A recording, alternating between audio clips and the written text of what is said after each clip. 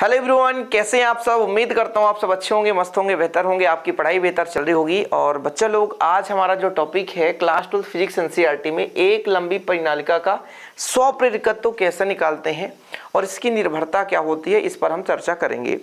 Board exam में सीधा प्रश्न पूछा जाता है, एक लंबी परिनालिका के लिए स्वप्रेरकत्व का व्यंजक निकालिए, तो व्यंजक प्राप्त करेंगे।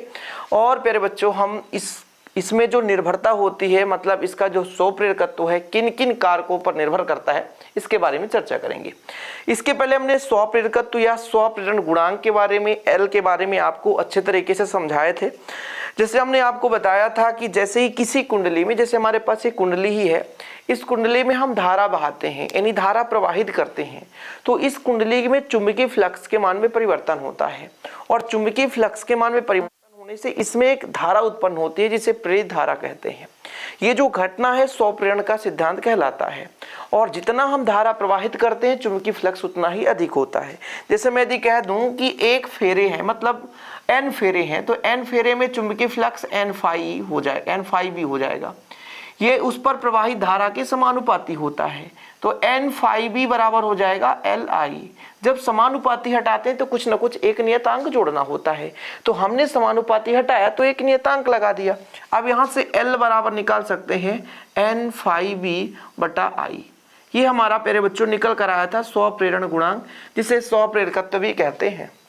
ठीक है, मतलब जो हमारे पास कुंडली है, इस कुंडली में जो उत्पन्न चुंबकीय फ्लक्स है, यानी आपका फ्लक्स बद्धता जिसे बोलते हैं, है ना, तो प्यारे बच्चों इसका जो मान है, बंधता बोलते हैं वैसे, फ्लक्स बंधता मतलब कुल कितना चुंबकीय फ्लक्स है उसमें प्रवाहित धारा के समानुपाती होता है। धारा जितना अधिक होगा चुंबकीय फ्लक्स में परिवर्तन उतना ही अधिक होगी। ये चीज हो गई, ये फार्मूला लगेगा। दूसरा चीज ये है कि जैसे हम एक कुंडली का निर्माण कर लिए, एक धारावाही परिनालिका बना लिए प्यारे बच्चों, तो परिनालिका के किसी बिंदु पर चुंबकीय क्षेत्र कितना होता है, तो इसका फार्मूला भी हम आपको बता देते हैं कि मान लीजिए इसके किसी भी बिंदु पर चुंबकीय क्षेत्र बी बराबर, तो मुनि म्यू 0 एन आई, ये मुनि है ना, जहां n फेरों प्रति एकांक है ना, मतलब लंबाई में फेरों की संख्या है, स्मॉल n है, और जो आपका I है प्रवाहित धारा है, म्यू 0 है निर्वात की चुंबकशीलता है। यहाँ पर चुंबकशीलता लेकर चलेंगे। ठीक, ये चीज है, ये दो चीज मुख्य रूप से लगेगा। अब मैं ये एक परिनालिका की कल्पना किया मैंने कि हमारे पास एक परिनालिका है और इसमें कुल फेरे n है, कुल फेरे n है। अब इसकी लंबाई कुल स्मॉल l है और एकांक भाग पर स्मॉल n फेरे हैं। ठीक है, तो भाई साहब कैपिटल N बराबर हो जाएगा स्मॉल n इंटू l। ठीक है, ये चीज भी कर सकते हो, या हम कह देते हैं कि एकांक लंबाई पर कितने फेरे हैं, तो जो टोटल फेरे हैं उनमें l का हम क्या कर देंगे, भाग देंगे, तो इकाई लंबाई पर आ जाएगा फेरों की संख्या। ये सब जरूरत पड़ेगा, ये चीज आपको समझना जरूरी है। ओके, चीजें क्लियर है। क्वेश्चन समझ लिए आप, एक लंबी परिनालिका का स्वप्रेरकत्व कितना होता है निकालिए। तो हमने प्यारे बच्चों एक लंबी परिनालिका बना ली है, देख सकते हैं एक हमें दिखाई दे रहा है, एक लंबी परिनालिका। इसको कैसे बनाया जाता है, बहुत ही सिंपल होता है, कुछ नहीं, एक आप क्या कर लो, नर्म लोहा ले लो, ऐसा ये नर्म लोहा, और इसमें तांबे के विद्युत तार को लपेट दो। ऐसे मैंने लपेट दिया है। ये लो, एक चालक तार इधर मिला दो और ये है ना, यहाँ से धारा बहा दो, तो ये मेरा कुंडली बन चुका है। एक प्रकार से कुंडली नहीं कहलाएगा, परिनालिका है, परिनालिका का रूप हो गया। कुंडली इसी प्रकार से बनाते हैं, कुंडली का ही रूप है, बिल्कुल आप चिंता ना करो, लेकिन इसका परिनालिका नाम दे दिया गया है। तो कुंडली ही बना है लेकिन धारावाही परिनालिका इसका नाम। ओके, समझ गए हो। तो बच्चों एक मेरे पास धारावाही परिनालिका, धारावाही मतलब इसमें धारा बहाएंगे तो चुंबकीय क्षेत्र उत्पन्न होगा। धारावाही मतलब धारा बह सके।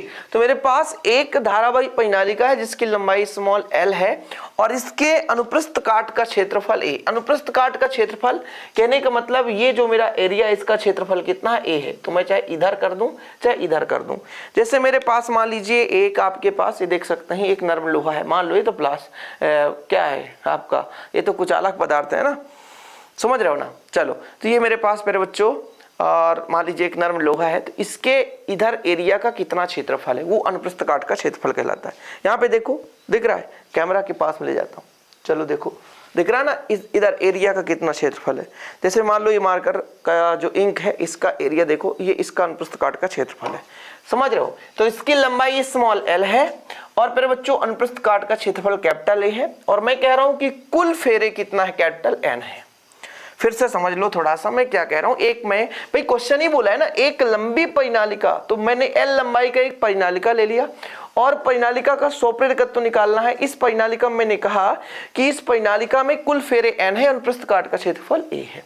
तो मैं अभी आपको बताया था कि कुल फेरे कैपिटल N है, कैपिटल N यानी कुल फेरे। तो इकाई भाग पर यानी इतना भाई स्मॉल l है, इकाई भाग पर कितने फेरे होंगे बच्चों, तो आप कह सकते हो कि स्मॉल n बराबर सर कैपिटल N में स्मॉल l का भाग दे देंगे, तो प्रति इकाई लंबाई पर फेरों की संख्या निकल कर आ जाएगी। तो यदि यहाँ तक क्लियर हो तो मैं थोड़ा सा आगे लेकर चलता हूँ कि भाई साहब माना परिनालिका की लंबाई स्मॉल l है, फेरों की संख्या कैपिटल N है और अनुप्रस्थ काट का क्षेत्रफल कितना है, कैपिटल A है। इसलिए प्रति एकांक लंबाई, इसलिए प्रति एकांक लंबाई में फेरों की संख्या कितनी होगी बच्चों, स्मॉल n बराबर कैपिटल N में आप स्मॉल l का भाग दे दो। जैसे ही हम इस धारावाही परिनालिका पर धारा प्रवाहित करते आई, तो इसके किसी बिंदु पर चुंबकीय क्षेत्र कितना होता है, इसके लिए हमने फार्मूला बताया था B बराबर μ0 n I। ठीक है, ये आपका फार्मूला है और ये चीज मैंने चैप्टर 4 में कराया था कि एक आपके पास धारावाही परिनालिका है तो उसके किसी भी बिंदु अंदर है ना चुंबकीय क्षेत्र यानी उसके अक्ष पर कितना चुंबकीय क्षेत्र है, तो इतना है। ठीक है, तो यहाँ पर मैं लिख देता हूं कि यदि धारावाही परिनालिका में I धारा प्रवाहित किया जाए, यदि कहाँ पर बच्चों,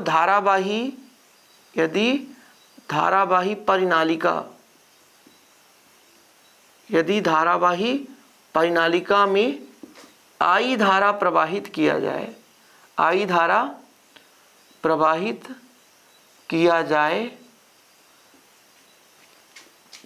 किया जाए तो उसके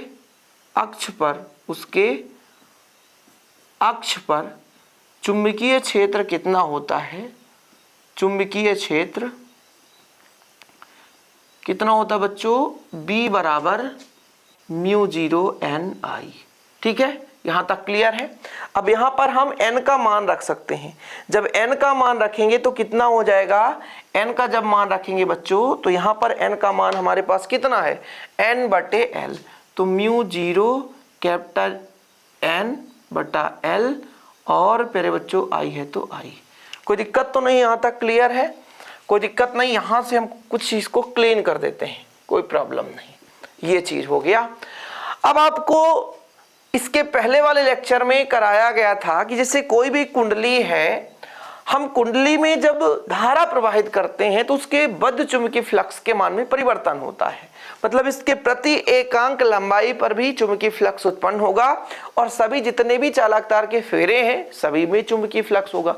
तो कुल चुंबकीय फ्लक्स कितना हो सकता है, तो आपको बताया गया n फाई, और यही प्यारे बच्चों किसके समानुपाती होता है, धारा की।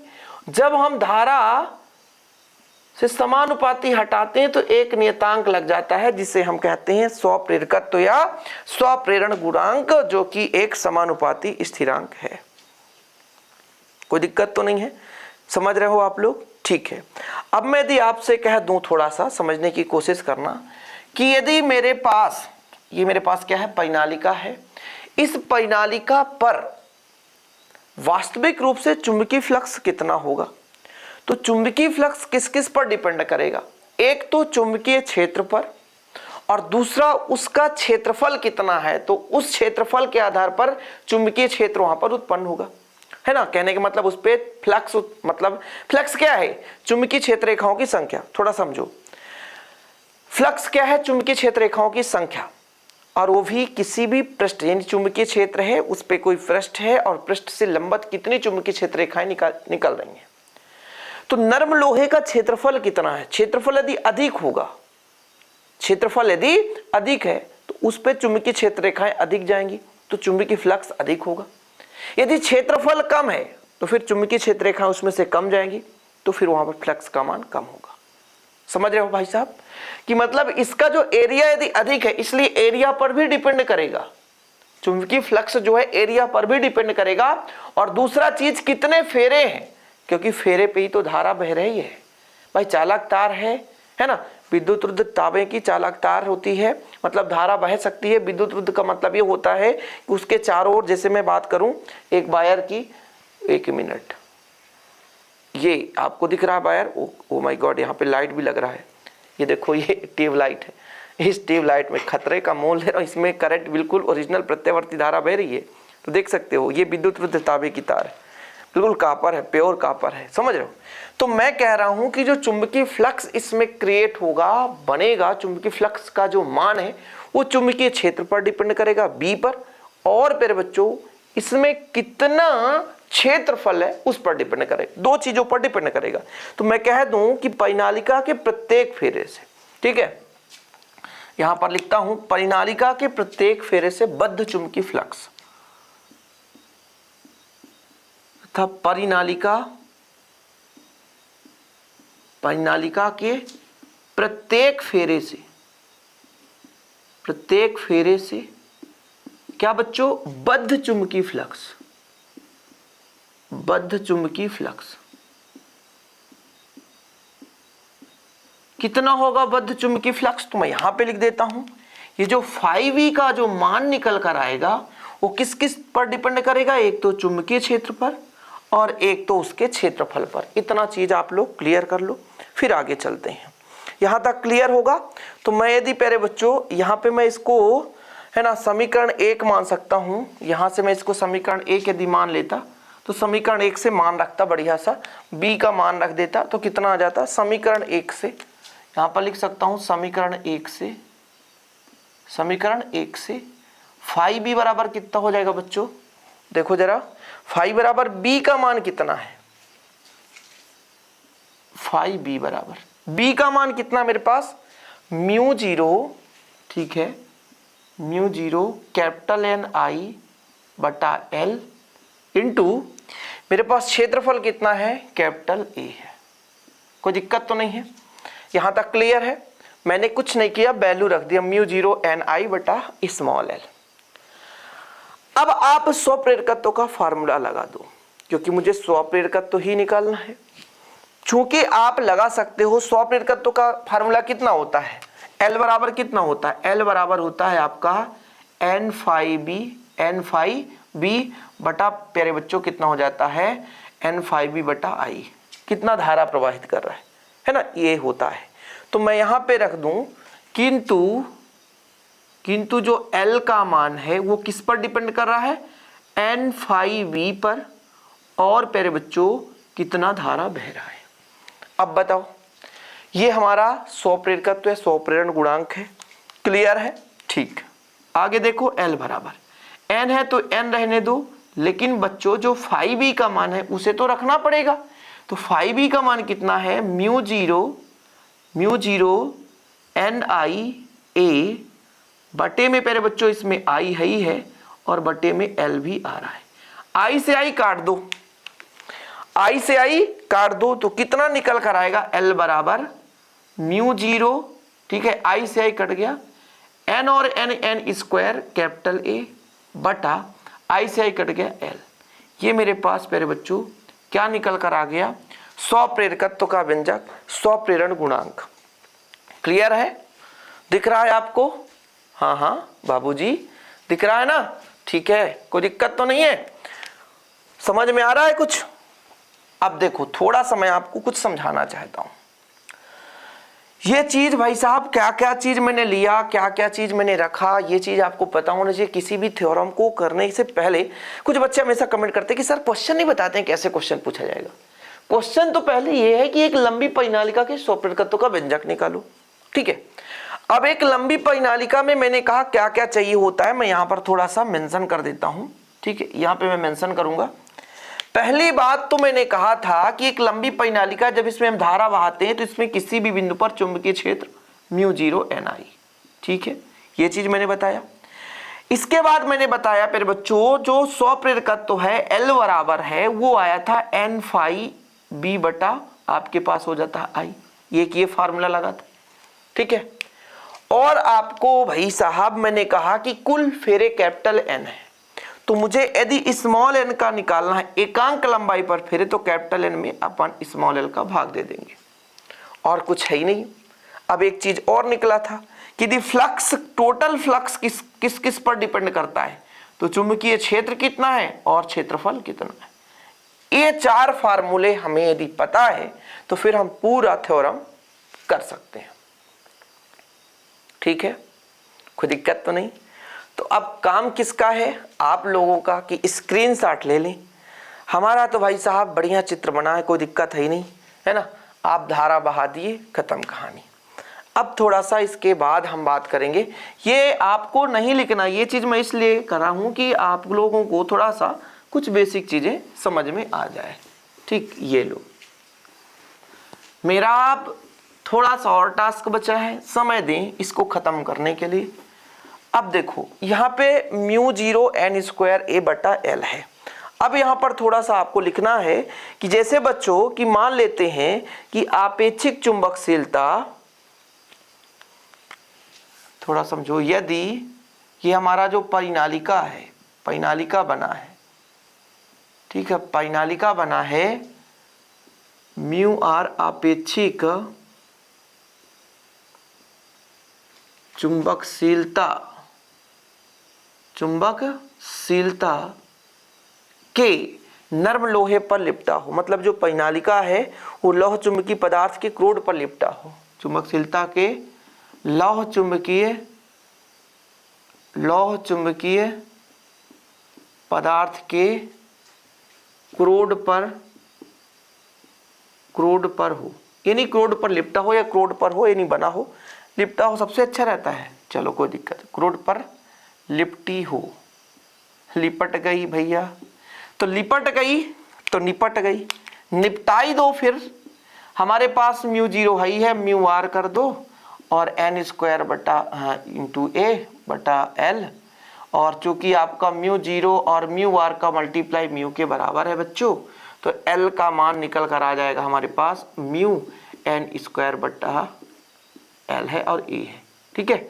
बस यहाँ पर यही हमारे पास एक लंबी परिनालिका के लिए स्वप्रेरकत्व का अभीष्ट व्यंजक है, यही लंबी परिनालिका के लिए स्वप्रेरकत्व का अभीष्ट व्यंजक है, ठीक है, लिख सकते हो। यही लंबी परिनालिका, यही लंबी परिनालिका के लिए अभीष्ट व्यंजक है, क्या है, अभीष्ट व्यंजक है, यही लंबी परिनालिका के लिए अभीष्ट व्यंजक है, यही लंबी परिनालिका के लिए अभीष्ट व्यंजक है, ओके, कोई दिक्कत तो नहीं, खत्म कहानी। अब देखो निर्भरता मैं आपको बिल्कुल नहीं लिखाऊंगा, बस आपको समझाऊंगा, बस, ठीक है, कोई दिक्कत तो नहीं। देखो जरा, निर्भरता का मतलब किन किन कारकों पर निर्भर करता है, देखो जरा, ठीक है, निर्भरता मतलब किन किन कारक, यार चित्र तो मिटा ही दिया, कोई बात नहीं, बस आप एक फार्मूले से तैयार कर लोगे, पूरा खत्म कहानी। निर्भरता आपके पास आ गए L बराबर कितना है, μ0 नहीं है, म्यू बस है, n स्क्वायर a बटा l, सीधा म्यू के समानुपाती, L जो है n के समानुपाती, L जो है क्षेत्रफल के समानुपाती, L जो है लंबाई के व्युत्क्रमानुपाती, सब उल्टा कर दिया, स्मॉल l दिमाग जो है ना कभी कभी उल्टा चलता है। कैपिटल L जो है ये चुंबकशीलता के समानुपाती, L जो है n के समानुपाती, तीसरा फिर बच्चों L जो है क्षेत्रफल के समानुपाती, L जो है लंबाई के व्युत्क्रमानुपाती। समानुपाती मतलब सीधा संबंध, व्युत्क्रमानुपाती मतलब उल्टा संबंध, ये इन चीजों पर निर्भर करता है। 4 चीज कौन कौन से हैं भाई साहब, एक तो n का मतलब है फेरों की संख्या, A कैपिटल A तो मतलब क्षेत्रफल, और भाई ये हमारा म्यू जो है क्रोड की चुंबकशीलता, L जो है लंबाई। किस किस पर निर्भर करते हैं बच्चों, तो किस किस पर निर्भर करेगी, 4 चीजों पर निर्भर करेगी। किन किन पर निर्भर करेगी, आप लोग हेडिंग क्या लगाओगे कि परिनालिका के स्वप्रेरकत्व की निर्भरता, लिखो परिनालिका आगे हेडिंग लगाओगी कि स्वप्रेरकत्व, परिनालिका के स्वप्रेरकत्व की निर्भरता। ठीक है, परिनालिका के स्वप्रेरकत्व की निर्भरता किन किन कारकों पर निर्भर करता है। तो पहला नंबर ये है परिनालिका के क्रोड की चुंबकशीलता, ये भाई साहब म्यू है। परिनालिका के क्रोड की चुंबकशीलता, क्या चुंबकशीलता, ठीक है, चुंबकशीलता पर। दूसरा नंबर क्या है, परिनालिका पर कितने फेरे हैं, समझ रहे। तो भाई साहब परिनालिका के फेरों की संख्या पर। दूसरा नंबर परिनालिका में फेरों की संख्या पर, फेरों की संख्या पर। तीसरा नंबर आप देखो अनुप्रस्थ काट के क्षेत्रफल, अनुप्रस्थ काट के क्षेत्रफल। और चौथा नंबर आपका है परिनालिका की लंबाई। क्या है बच्चों, परिनालिका की लंबाई। समझ गए, ये चीज है। अब देखो जरा, यदि किसी भी परिनालिका के क्रोड की चुंबकशीलता अधिक है तो स्वप्रेरकत्व का मान अधिक होगा, समानुपाती। परिनालिका में फेरों की संख्या जितनी अधिक होगी उसका स्वप्रेरकत्व उतना ही अधिक होगा। परिनालिका के अनुप्रस्थ काट का क्षेत्रफल अधिक होने पर स्वप्रेरकत्व का मान अधिक हो जाता है। लंबाई यदि बढ़ा दिया जाए, यदि परिनालिका की लंबाई जितनी अधिक होगी स्वप्रेरकत्व का मान उतना ही कम होगा। जो ऊपर है उसके बढ़ाने से बढ़ेगा, जो नीचे है उसके बढ़ाने से घटेगा। व्युत्क्रम मतलब उल्टा होता है, समझ रहे हो। मतलब म्यू का मतलब है नरम लोहे के जो पदार्थ हमने यूज किया है उसकी चुंबकशीलता कितनी है, चुंबकशीलता अधिक होने पर स्वप्रेरकत्व अधिक हो जाएगा परिनालिका का।